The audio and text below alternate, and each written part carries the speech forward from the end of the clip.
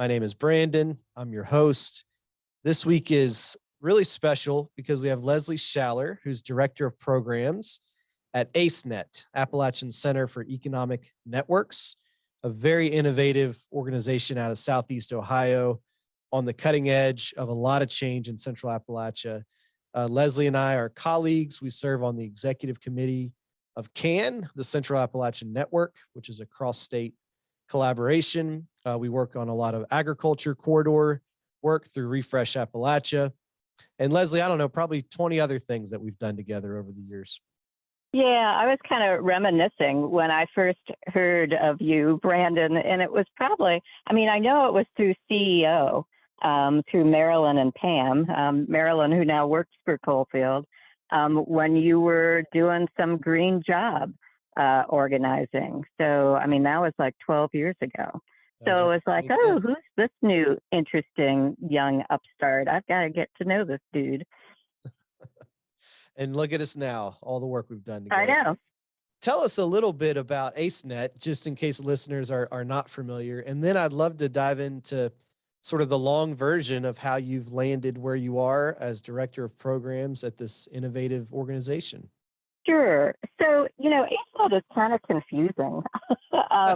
We started in 1985, and we started as the worker-owned network. It was three really grassroots community organizers, June Holly, Roger Wilkins, and Marty Zinn, who were very new, starting a community-based nonprofit. And the focus at that point in 1985 was to help folks start worker-owned co-ops. So that's sort of my initial sort of ACENet origin story.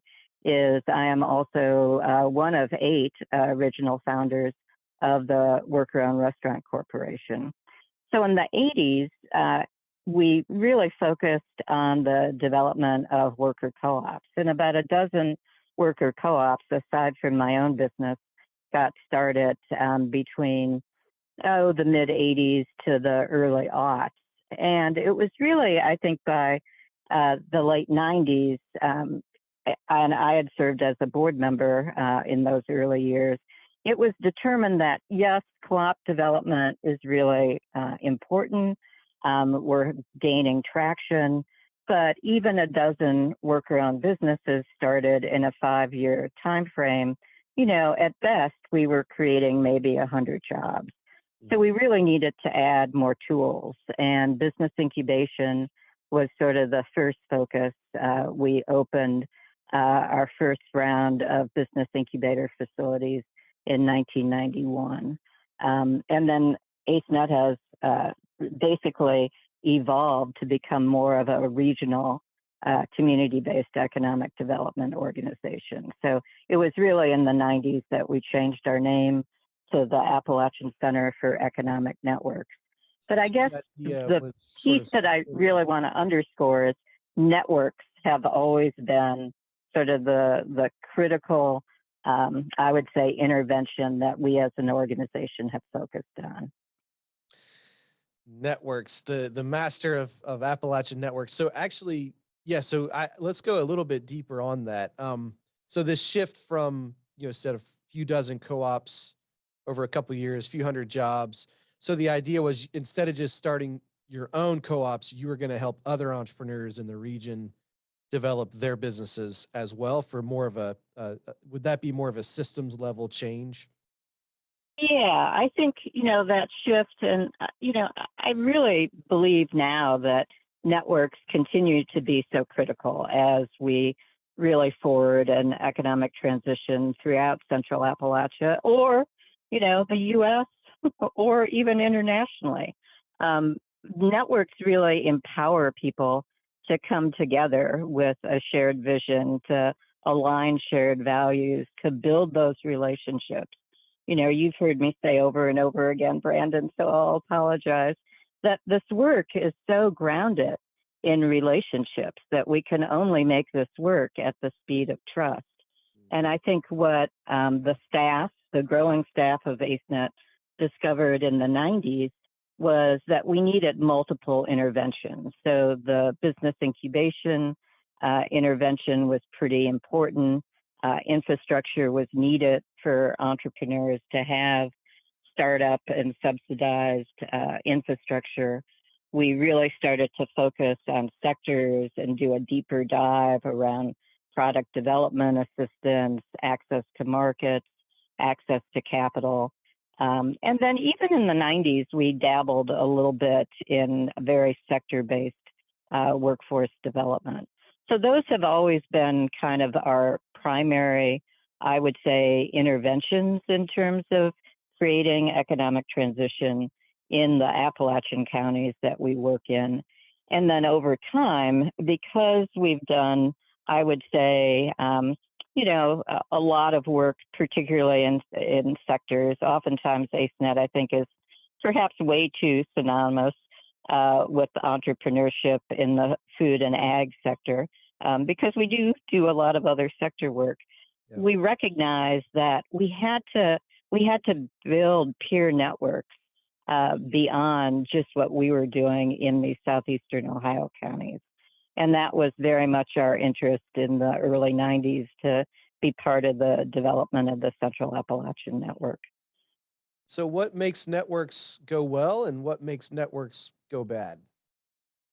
You mentioned trust. Well, I think people don't always understand networks. Networks are kind of complex, and they really take what we often refer to as folks who are going to step up and sort of actualize those networks as network weavers. So it's a lot about facilitation. I'm kind of a nerdy process person. So really being attentive to how to evolve networks, I think, is very important. It's not something that, is superficial. People might look at networks on the surface and not exactly the underpinnings or how much attention that they need to really be facilitated, coordinated, always welcoming and engaging more stakeholders. So, complexity is different, I think, a lot of times in networks than it is in more traditional economic development organizations. But networks are certainly a different model. The CAN network, Central Appalachian Network, recently hosted ARC co-chair Gail Manchin, and I think it was you were certainly in the discussion where this phrase about the invisible work of a network came up, and sort of the work behind the work, so to speak. Does that phrase resonate with you? Oh, for sure, because I think a lot of times, folks like you or I in the positions that we hold, we are trying to animate this work. I mean, these podcasts alone, trying to lift a narrative about what's happening in Central Appalachia.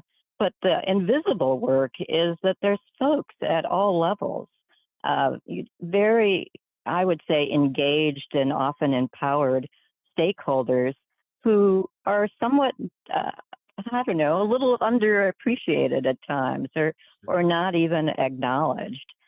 This is really in-depth grassroots work.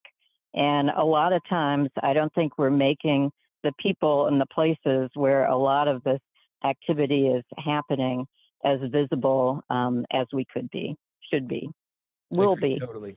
That's part of that. That is part of the goal of this podcast, is to lift up as many variety of voices as we can. And were you there? So for CAN, a little bit of CAN history, were you there at the beginning days of CAN, and what has CAN meant for you and for AceNet and for this region?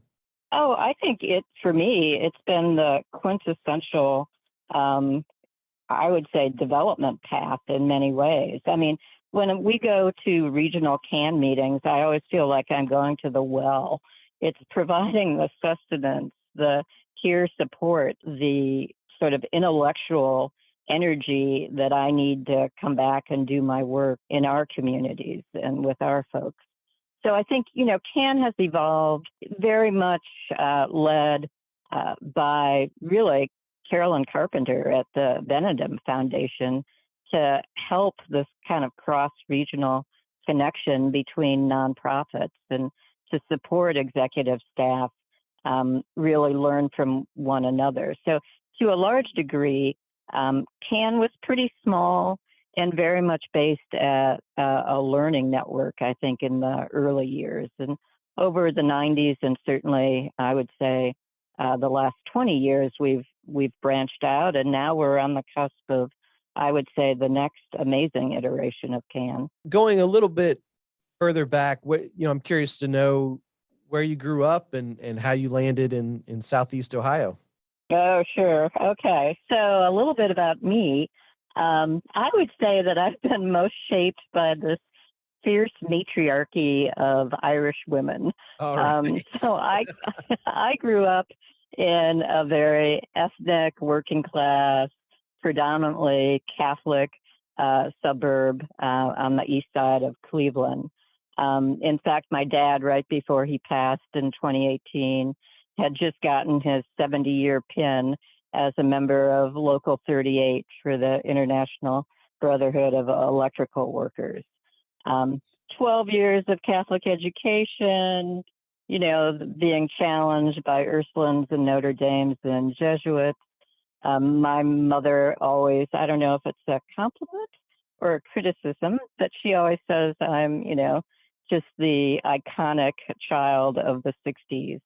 So I just got infused, I think, through my upbringing, through my early education, with that sense of sort of working class values, liberation theology, really was coming to the forefront in the 60s as well. So, all girls Catholic high school, came to Ohio University as a freshman in 1971, just totally blew my mind, opened up a lot of, I would say, negative conceptions I had of rural places, having grown up in a more urban, suburban environment.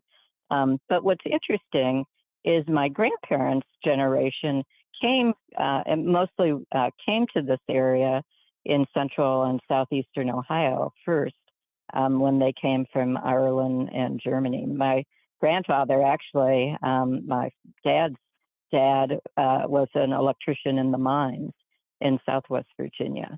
So something just called to me, I think, when I ended up on the doorstep of Ohio University. My freshman year, I always spent the summers throughout my undergrad and grad years, and just got hooked. I can't imagine really living anywhere else.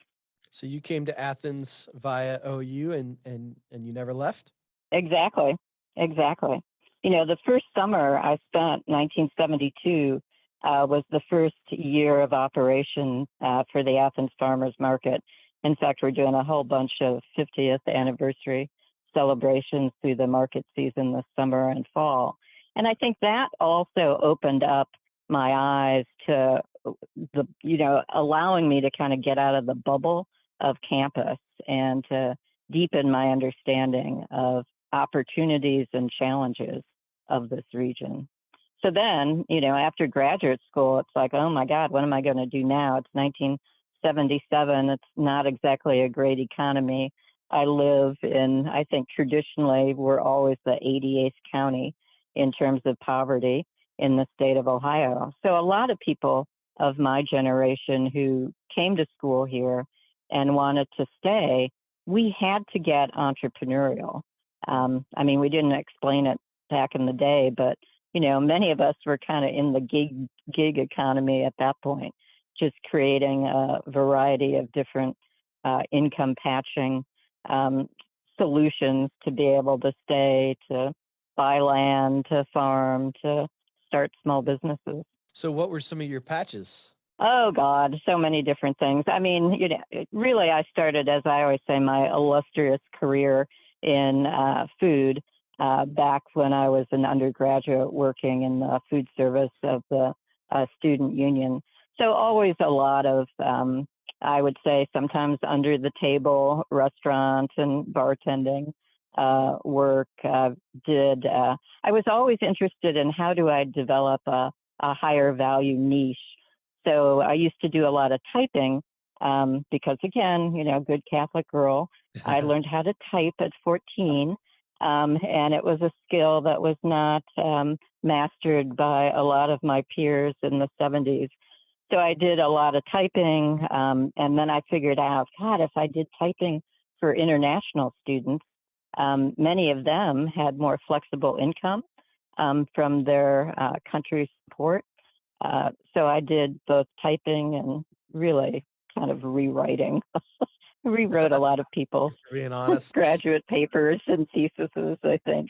So yeah, because I have a really eclectic education to philosophy, English, and art. So, here I am in that so-called economic development field. Philosophy, English, and art, were those your majors? Yeah, those were all my majors, both in graduate school and as an undergrad. And to this day, I know personally you do a lot of reading and writing. I always say I'm sort of a professional extrovert. A lot of what I like to do tends to be more solitary pastimes. So reading, writing, gardening. Still kind of do a little bit of art. Maybe I'll get back to it a little bit more in my 70s, which soon come. What kind of art are you into?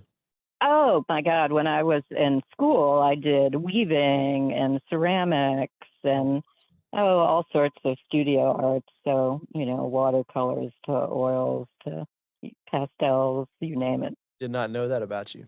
I know.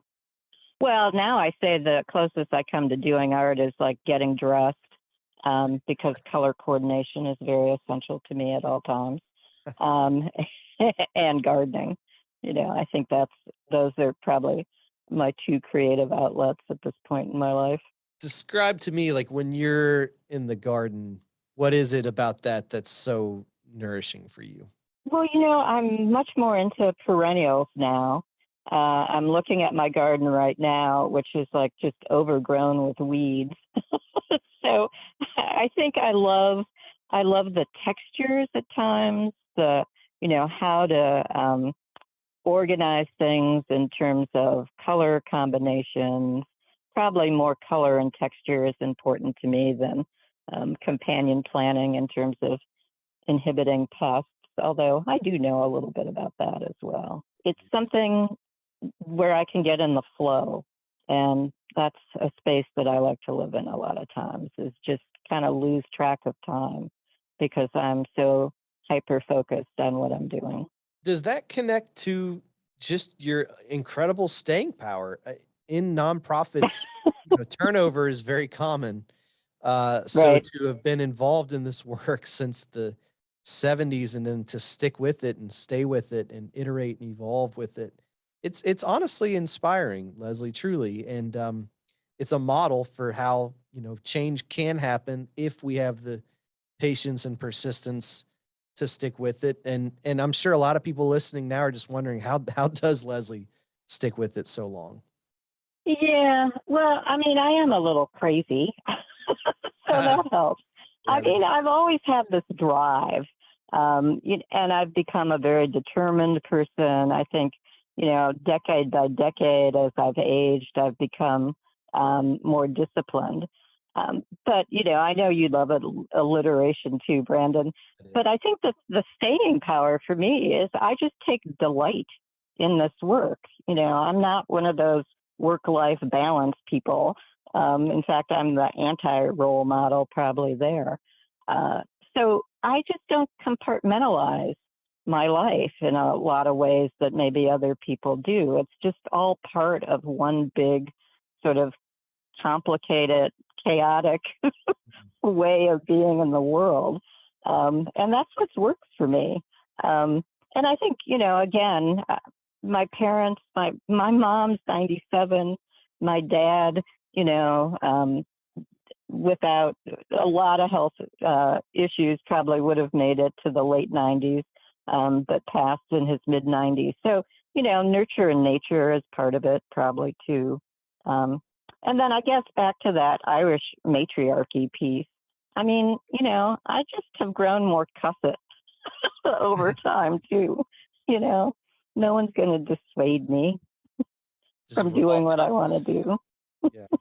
What are some of the most, I mean, it's almost probably an unfair question, but you mentioned the joy of the work. If I asked you, 2 or 3 highlights of just some of your most joyful moments doing community economic development in Central Appalachia, what pops to mind? Hitting the submit button before 11:59 on a federal grant. Every single time? Well, lately I've been getting them in between, maybe 8 and 11 p.m. But yeah, I mean, so, and you know this too, I take the work seriously. I don't take myself that seriously.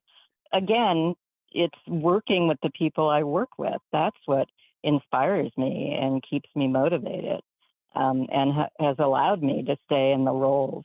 I always say at CASA, I'm still a worker owner. I'm still the business director. I always say it'll be like probably the first line in my obituary, and I'll die a worker owner unless I become so demented they have to maybe fire me. So, which I don't know. Everyone in my family is still pretty lucid into their mid to late 90s, so hopefully I'll still have a mind that adds some value to a worker-owned cooperative. So you mentioned the restaurant. Just to give folks a little bit of background on your restaurant. Speaking of passion, I mean, it's still probably one of the greatest passions in my life.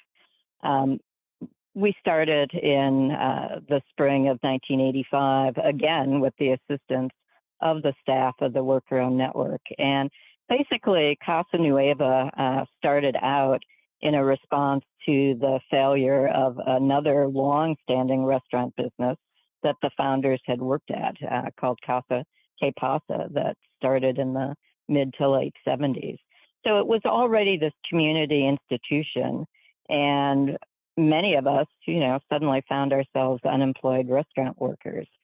So the co-op structure, I think, naively was very attractive to us. And boy, I mean, speaking of journeys that have changed or really impacted my life, has been learning how to make decisions at a very grassroots level. Democracy is time consuming. At CASA, we still make decisions by consensus. We have folks who have been worker owners like me who have been there 20, 30 years still working together. So it's this kind of eclectic restaurant bar. We've been quite challenged recently by COVID, but thank you, federal government and the SBA, the Paycheck Protection Program, really came to our aid in the last couple of years. So, we're starting to come back. But even an institution like CASA that has been such I would say, a community center, we're challenged. We've learned a lot in terms of our own resilience during these last couple of years. So similar to what I asked you about networks, and maybe it's a similar answer, but what does it take? I mean, I feel like co-ops, worker ownership, it's a concept that's very popular in theory, but then when it's actually time to try something like that, it's just way harder than it looked on paper. What does it take to make a worker ownership structure actually function as a viable business? Well, and maintain it. I mean, I'm probably a little bit biased, so I do think a tenured membership helps because we learn from one another along the way. I think creating a welcoming space, for new worker owners to join, because you always need new energy, new ideas. And then it's still a business. So even though your governance might be focused on a cooperative structure, you still have to have all the right underpinnings in terms of running a successful business. So good, well-skilled people in various positions, from human resources to financial management to operations, marketing, you name it. So we're very, very flat in terms of our organization all these years. It's kind of remarkable that we've stayed aligned with those values. But I think that has also proven to be our staying power, is that everyone has that sense of accountability.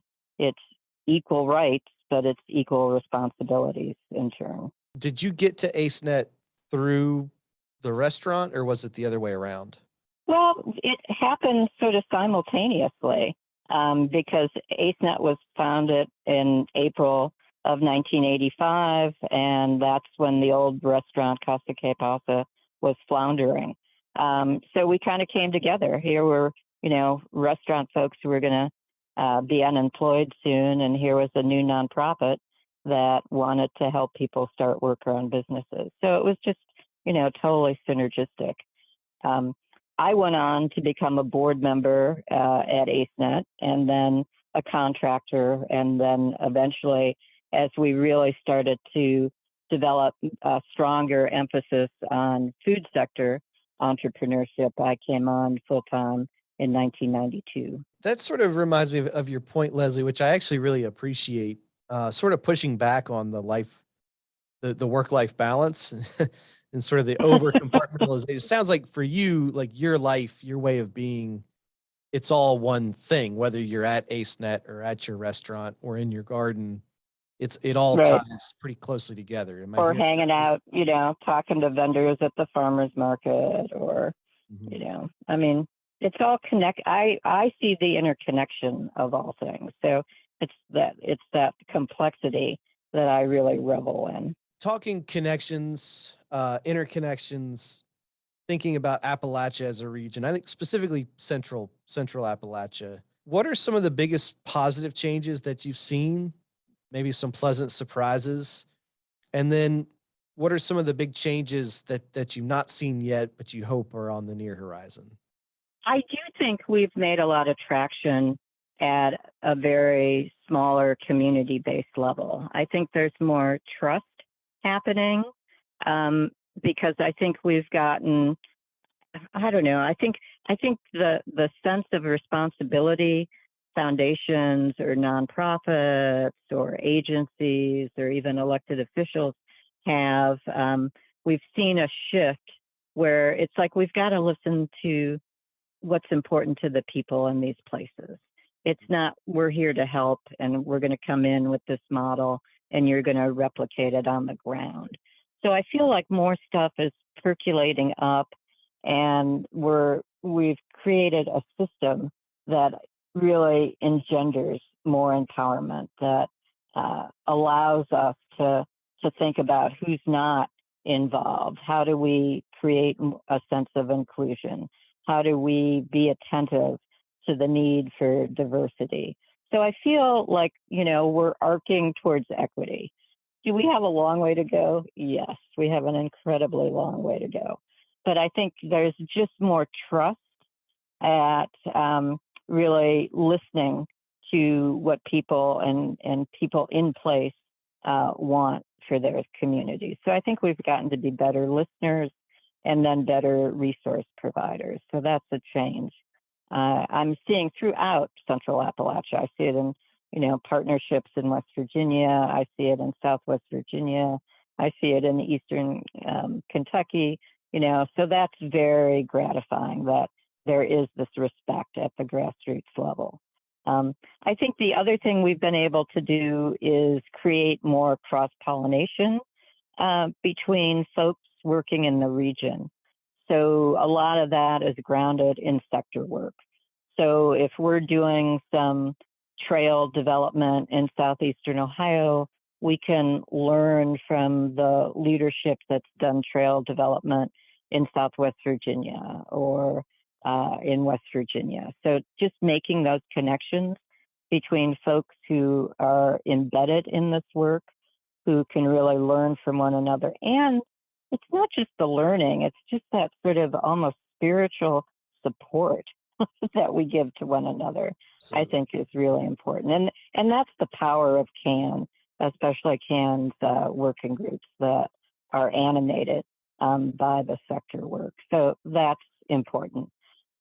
Where I still see a lot of room for change is all that equity work. There's a lots to do, and a lot to face in many ways, where we have to dig deep within our own experiences and our own sense of influence and power, and figure out, challenge ourselves, do our own sort of self-inventory work. So I see that, I would say, becoming more supported and explicit in a lot of the work, especially in the smaller places that can anchor organizations or any stakeholder groups are working on.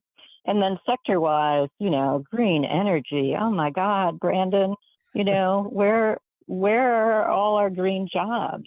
Whether it's in food and ag, whether it's in forestry, whether it's in energy, even in arts and culture and heritage and tourism, we still need to do a lot of greening of our entrepreneurship and our entrepreneurial ecosystems. Arcing towards equity. Is that how you put it? Yeah. I love that. I just made that up. It could be a good autobiography title. And who has time for that? There's too much work to do. There's one more grant to write. So speaking of which, yeah, if you're not writing your own book, I wonder, do you have any book recommendations or anything good that you're reading at present? Oh my. I go back and reread, English literature background. I've been reading a lot of Jane Austen again. That seems probably weird. I don't know. I read The New Yorker. I subscribe to the New York Times and the Washington Post. I'm definitely a political geek too, so I can't watch a lot of the January 6th hearings because I'm at work, so I listen to those like around midnight sometimes so I can get my blood pressure up and have an even more restless sleep. Yeah. My last couple questions here. I had a chance to tour your warehouse through a CAN event a couple months back, and I had been there years back, and it just keeps iterating and filling out. There's just new innovation in that warehouse. Could you describe, for somebody who's not been there, sort of walk us through that building and everything that's happening in that building from your perspective? Because I think it would give such hope to our listeners for the future of our region. Well, and I think the thing to know, to kind of reel back a little bit, is AceNet has two different business incubation campuses, one in the city of Athens and one in the city of Nelsonville. So 5 buildings, 135,000 square feet. The facility that you most recently visited was on our Nelsonville Business Incubator campus, where we have a 5,000 square foot office building, and then this much larger 100,000 square foot facility, where I would say it's been in flux. Really, over the last 15 years, we've been able to build out that facility in a way that allows many of our entrepreneurs who maybe started on our Athens campus to grow and enlarge their operations. So it's just, a lot more square footage, a lot more physical capacity in terms of roof height and all that. So if you walk in the front door, you're going to see a variety of office space in the Nelsonville facility. You're going to walk into a much larger open area. I think where you visited when we had Co-Chair Manchin come in April really highlighted what we refer to as the Food and Farm Enterprise Center. So that's about 20,000 square feet of the overall footprint. One of our expansion firms right now, Milo's Whole World Gourmet, is building out a separate thermal processing facility, so sort of a building within our building. We have what we refer to as our veggie prep room. We have a meat processing room in that space, huge warehousing, because a lot of the work that we're doing with other CAN members, Coalfields, with Appalachian Harvest, Appalachian Sustainable Development, is a huge partner on our food distribution corridor. So that's really sort of ground zero for a lot of that aggregation and distribution. And then if you go a little bit further into the back of the building, there's the whole wood center. So we have a number of entrepreneurs who are developing a variety of different wood product lines, from very beautiful artisan cabinetry to all sorts of wood fabrication. One of our anchor businesses in that section of the wood center is Ohio's Home and Red Tail Design.